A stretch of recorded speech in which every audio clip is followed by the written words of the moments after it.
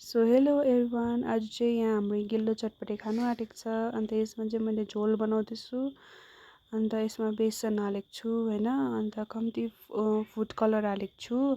Food colour सँगसँगै तिखालाल पनि हालेको छु। अन्त यहाँ नुन पनि हालेको छु हो, नुन कम्ती हालेको छु। अन्त यसमा बेसनलाई चाहिँ मजाले पकाउनुपर्छ, सबै झोल बाक्लो बनाउनुपर्छ हो। अन्त मिठो हुन्छ नि त गिल्लो गिल्लो चटपटे चाहिँ।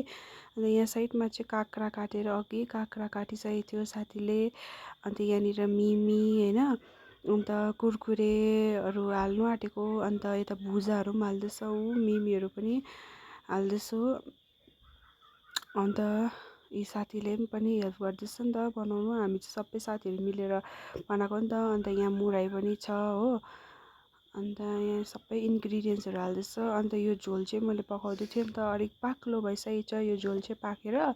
त बाक्लो बनाइसकेपछि चाहिँ यसलाई चाहिँ सेलाउनु पर्छ हो, मजाले बाक्लो हुनुपर्छ नि त यो।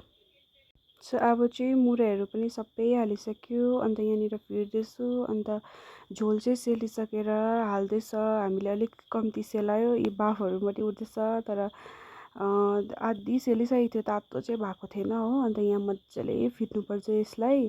यी झोल चाहिँ मजाको कलर देख्दैछ यहाँनिर, मजाले फिट्नुपर्छ यसलाई हो। मिठो भएको थियो, खाँदा टेस्टहरू पनि मिठो भएको थियो गिल्लो चटपटे हो। तपाईँहरूले घरमा यसरी बनाएर खानु सक्नुहुन्छ, जो जसलाई इच्छा छ। इच्छा छ त के भन्नु, जो जसलाई मनपर्छ घरमा बनाएर खानु यसरी खानु सक्नुहुन्छ। मजाले फिटेर कलरहरू पनि मजाले आएको छ हेर्नुहोस् त गिल्लो चटपटेको, फुड कलरको मजाले आएको छ। लु अब हाम्रो गिल्लो चटपटे रेडी भयो।